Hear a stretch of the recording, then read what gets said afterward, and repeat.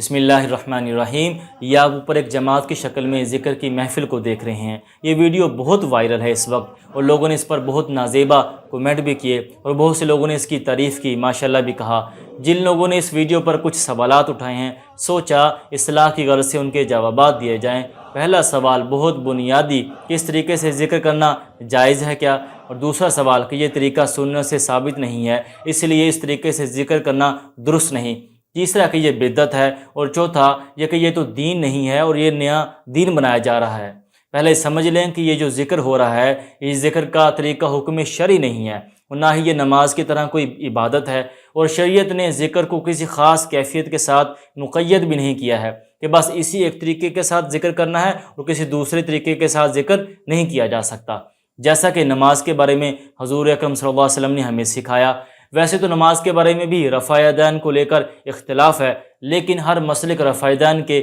اس اختلاف کو حدیث سے ثابت کرنے کی کوشش کرتا ہے، اور جس طریقے سے ذکر کر رہے ہیں اس کو مسنون طریقہ نہیں کہا جا سکتا، لیکن اس طریقہ کار کو ناجائز بھی نہیں کہا جا سکتا، کیونکہ شریعت نے ذکر کو کسی خاص طریقے کے ساتھ کرنے کا حکم نہیں دیا۔ اس لیے کسی بھی طریقے کے ساتھ ذکر کرنے میں کوئی حرج نہیں۔ ذکر میں ضروری بات یہ ہے کہ ناجائز امور شامل نہ کیا جائیں، ذکر کے الفاظ شرکیہ نہ ہوں، ذکر کے طریقے سے کسی کی نماز میں خلل یا کسی کو نقصان پہنچنے یا پہنچانے کا خدشہ نہ ہو تو کوئی حرج نہیں، اور نہ ہی ذکر کے اس طریقے کو شریعت سمجھا جائے یا ضروری سمجھا جائے۔ ذکر کا یہ طریقہ صرف اصلاح کی غرض سے ہو اور تربیت کے لیے ہو، اور صرف ذکر کے اس ہی طریقے کو افضل نہ سمجھا جائے، اور ذکر کے اس طریقے کو بدعت اس وقت کہا جائے گا جب یہ ذکر کرنے والے اس طریقے کو نماز کی طرح عبادت سمجھنے لگ جائیں، اور اس طریقے کے علاوہ کسی اور طریقے کو درست یا جائز نہ سمجھیں، اور یہ کہیں کہ جس طریقے سے ہم ذکر کر رہے ہیں سب اس طریقے سے ذکر کریں، اور مطلقاً ذکر بالجہر کو بدعت کہنا بھی درست نہیں،